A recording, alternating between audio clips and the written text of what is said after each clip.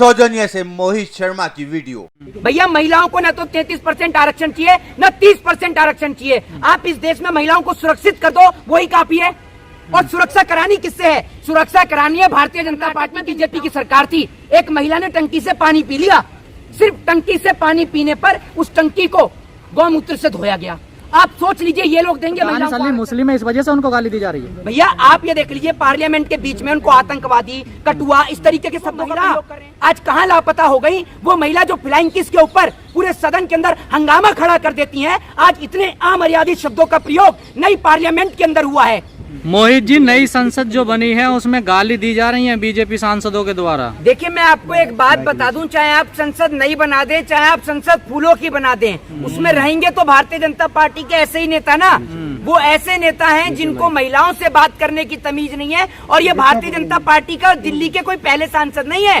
इससे पहले मनोज तिवारी एक शिक्षिका से बदतमीजी कर चुके हैं। आपने देखा होगा किस तरीके से वो शिक्षिका को अपमानित करने का काम करते हैं। और रमेश बिदूड़ी तो उस पार्टी से आते हैं। मेरे को तो एक बात समझ में नहीं आती कि जो भारतीय जनता पार्टी के अंदर जो मुस्लिम सांसद हैं, मुस्लिम नेता हैं, वो चुप और मौन साधे क्यों बैठे रहते हैं? आखिर उन्होंने ऐसा क्या कर दिया? एक तो भाजपा के दामाद बने बैठे रहते हैं और ऊपर से चुप रहते हैं, उनके मुंह से आवाज नहीं निकलती। ना शाहनवाज हुसैन बोलते हैं, ना मुख्तार अब्बास नकवी बोलते हैं, कोई भी नहीं बोलता है। एक बात मुझे बताइए, एक और तो आप इस नई पार्लियामेंट के अंदर कहते हैं कि महिलाओं को 33% आरक्षण दिया जाएगा। भैया महिलाओं को न तो 33% आरक्षण चाहिए न 30% आरक्षण चाहिए। आप इस देश में महिलाओं को सुरक्षित कर दो, वही काफी है। और सुरक्षा करानी किससे है? सुरक्षा करानी है भारतीय जनता पार्टी के नेताओं से। वो भारतीय जनता पार्टी के नेता जो विधानसभा में पॉर्न वीडियो देखते हैं, वो भारतीय जनता पार्टी के नेता जिनकी पार्टी का एक एमएलए एक बेटी के साथ बलात्कार करता है, ये महिलाओं को आरक्षण देने चले?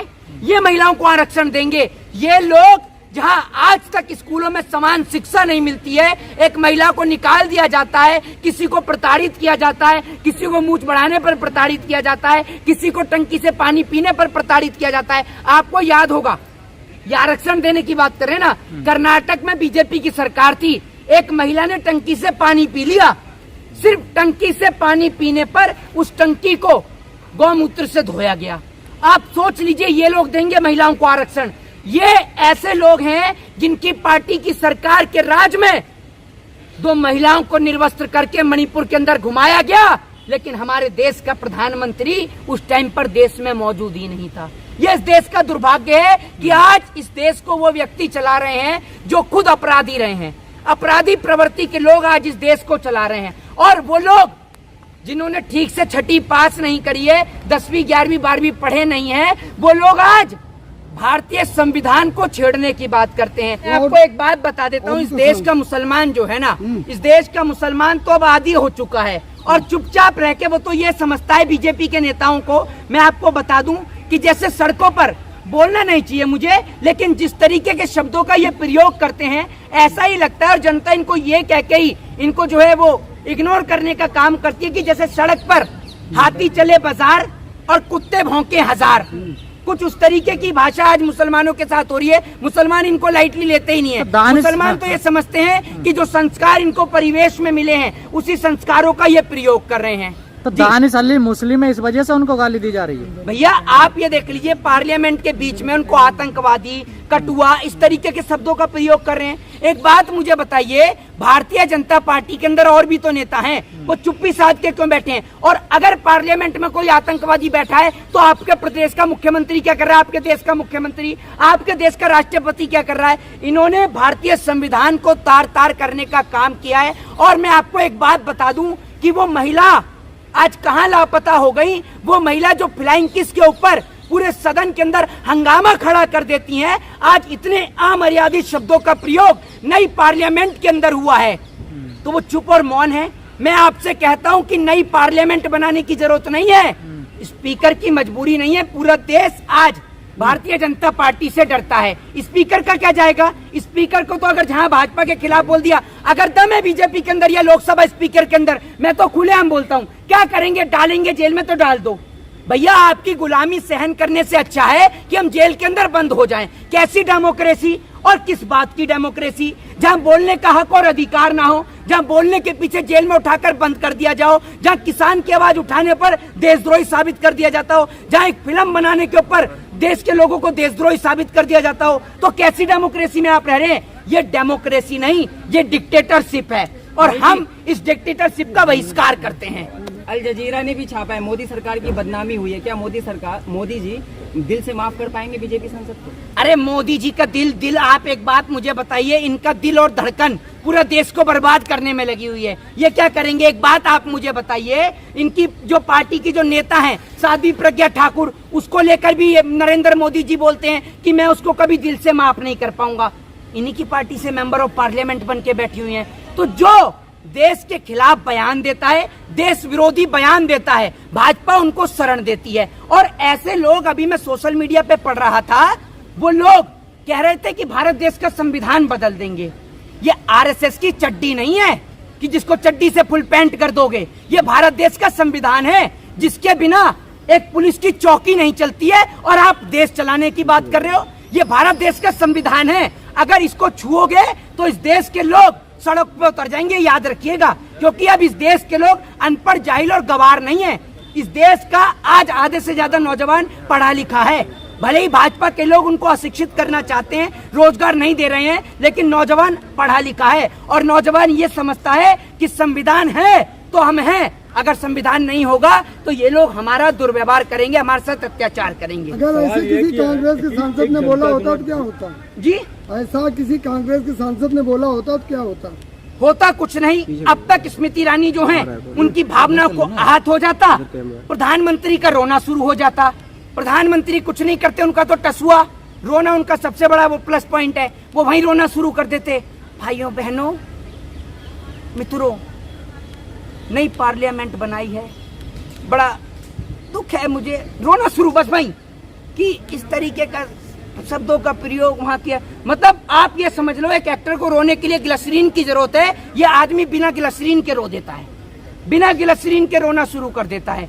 ऐसी इनकी एक प्रिय मित्र योगी आदित्यनाथ जी की है, वो तो प्रिय मित्र योगी आदित्यनाथ जी कह रहे थे ना कि चुनाव के बाद में मैं कंगना की फिल्म देखूंगा।